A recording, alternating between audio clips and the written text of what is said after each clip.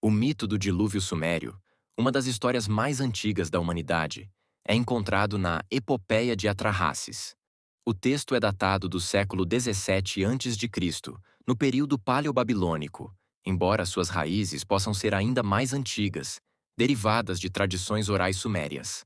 Essas tábuas foram descobertas em sítios arqueológicos como a antiga cidade de Nippur e a biblioteca de Assurbanipal, em Nínive, o que reforça sua importância cultural e literária. Assim conta o mito. No princípio, os grandes deuses dividiam o universo. Anu, o deus do céu, reinava nos céus. Enlil, o deus do vento e das tempestades, governava a terra. E Enki, o deus das águas subterrâneas e da sabedoria, habitava as profundezas.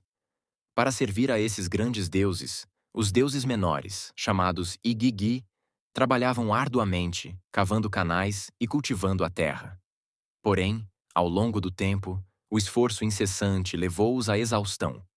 Tomados de revolta, os Igigi largaram suas ferramentas, subiram à morada de Enlil e reclamaram: Nosso trabalho é pesado demais. Estamos fatigados. Não suportamos mais.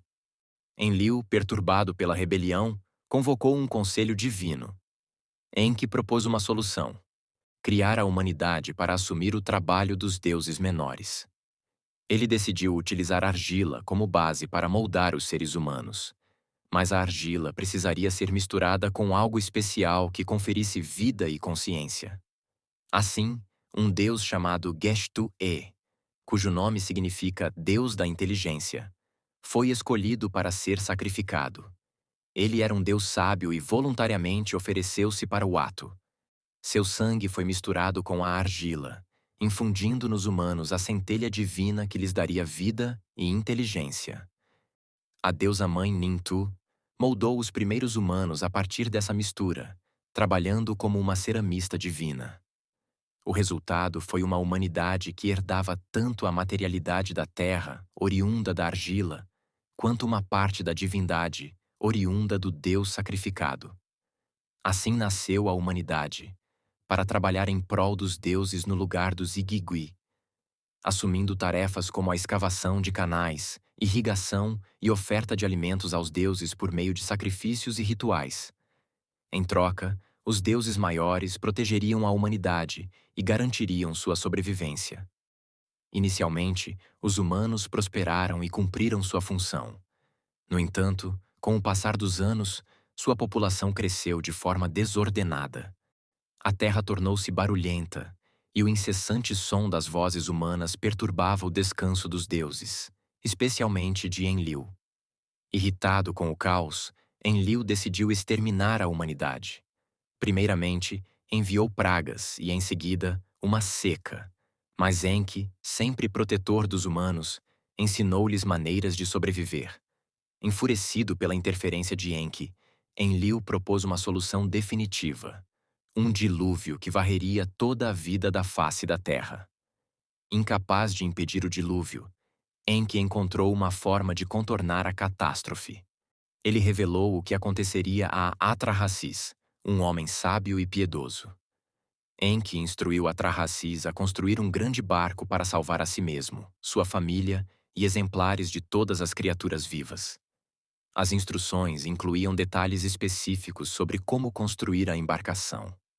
O barco deveria ser feito de madeira resistente e coberto com betume para garantir que fosse impermeável. Enki especificou também as dimensões que o barco deveria ter para abrigar todos os seres vivos que Atrahasis deveria salvar. Além de sua própria família, Atrahasis deveria levar consigo um par de cada espécie de animal para garantir que a vida na Terra pudesse continuar após o fim do dilúvio. Atrahasis seguiu as instruções de Enki. Quando o barco foi concluído, ele embarcou com sua família e os animais. Logo, as chuvas começaram. Por 7 dias e 7 noites, o dilúvio devastou a terra, submergindo cidades, campos e florestas. Todos os humanos que não estavam a bordo pereceram. Nos céus, os deuses observaram a destruição. Embora Enlil permanecesse inflexível, os demais começaram a se arrepender. A visão da humanidade destruída e da terra desolada Trouxe tristeza especialmente à deusa-mãe Nintu, que lamentava a perda de suas criações. Quando as águas recuaram, Atrahasis desembarcou e ofereceu um sacrifício aos deuses.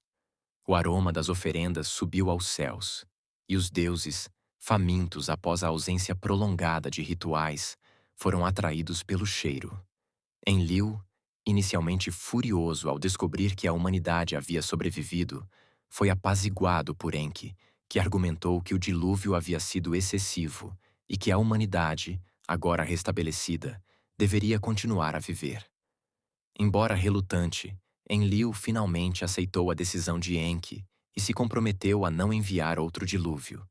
Contudo, para evitar que a humanidade se tornasse excessivamente populosa e barulhenta novamente, os deuses decidiram introduzir a morte como um meio de controlar a população humana.